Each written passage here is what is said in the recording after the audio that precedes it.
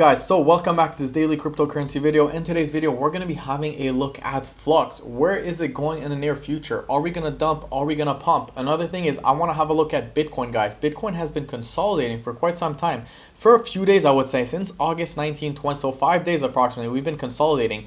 And August 19, 2022, guys, ever since that crazy dump that we had, we essentially saw this consolidation. Now, we know what happened when we saw this crazy dump, right? We had one crazy dump right here, consolidated, had another crazy dump, consolidated. This is obviously a bigger dump, so we're going to have a bigger consolidation. The question is are we going to dump or are we going to pump? Well, guys, Bart Simpson pattern says something else, but of course, it's not always reliable. Now, for those of you guys who don't know what the Bart Simpson pattern is, it is actually a joke. And it's usually when Bitcoin dumps, goes sideways, and it makes this Bart Simpson pattern face and then goes up. And as you guys can see, this is the Bart Simpson face or head, whatever you guys want to call it. It is actually funny, but they do work pretty well in my opinion.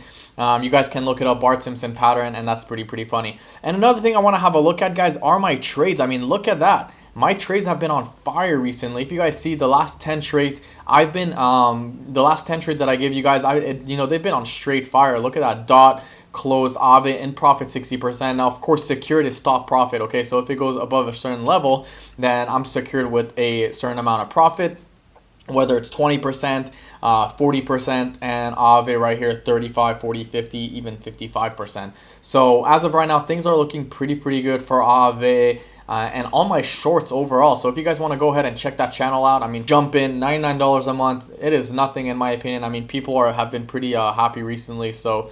And that's about it. But diving back into Bitcoin real quick. So this is the consolidation that we're having right now. And the question is are we going to break above this pattern or not? Well, if Bitcoin has a nice little closure above $21,800, which is approximately right here, I wouldn't be surprised if we continue the pump or we break out and go towards the upside, maybe 22,000, 23,000, maybe retest this little box right here. We're going to have to see on the 1 hour time frame. If Bitcoin does break below this level at 20,800, I wouldn't be surprised if we continue down, maybe have a retest, maybe break out, have a retest right here, and then continue to the downside. Because right now, overall, guys, Bitcoin is in a bear market. We have to understand that crypto as a whole is in a bear market, and it doesn't matter what what people say. I know a lot of people said that, oh, Bitcoin is back in a bull market. That's it. We're going to 79,000. People said we're going to 79,000 because we were in a Browning wedge. I don't know if that's the case, to be honest. And the reason why this level is very important is not only do we have a consolidation, but if I actually extend this level right here, this is also a very important resistance because we have a rejection right here. And of course, I could bring it down lower, to be honest, but right here as well, which meets up exactly with this one at 21,800.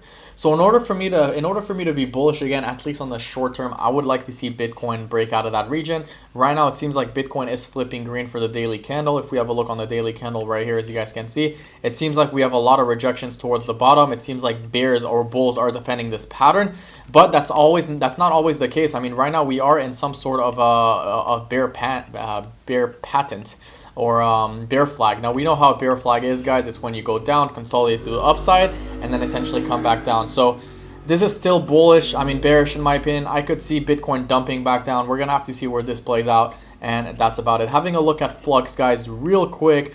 Flux, $215 million market cap. Traded at 83 cents. We got 100,000 people on the watch list. It is in the top 150. Now, the reason why I like Flux, guys, is because of this right here. It is proof of work. Kadena and Flux, both proof of work, okay? Proof of work, in my opinion, is here to stay. It's going to go places. I don't think it's going anywhere. A lot of people say proof of work is dead. Bitcoin's going to die. Ethereum's going to flip Bitcoin.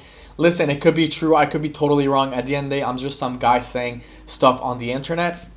And I'm just giving out my opinion. And of course, guys, none of these videos are financial advice. So always do your own research and due diligence. But proof of work, in my opinion, is the most pure form of validation. So I don't like proof of stake, in my opinion. I think it's proof of stake the way it works, essentially, before I get into the Flux technical analysis.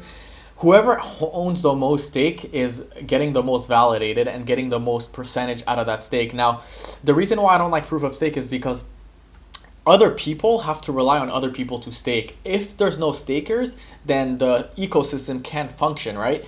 Proof of stake does have its pros and cons, but proof of work is here to stay, in my opinion, and it's the most pure form of validators or validation, and more secure also, and decentralized. Don't forget about that. So having a look at Flux, guys, real quick, just a quick TA. We are currently in a downtrend right here. I mean, there's no question right here. We do have also a double top right here. As you guys can see, this is a double top that I mentioned. And I mentioned in my last video of Flux that if we were going to break this neckline, we're most likely going to have a nice little retest before coming back down and essentially breaking through. So the question is are we going to have that nice little drop down and come all the way down, retest this little box right here, or are we going to get a nice little bounce right here and go to the upside? So obviously this is going to depend on Bitcoin, guys. Whatever Bitcoin does at the end of the day is what altcoins will do. As of right now, it seems like things are looking pretty good. And I mean, not pretty good, but for our shorts, I should say, they're looking pretty good. It seems like we are going and falling down.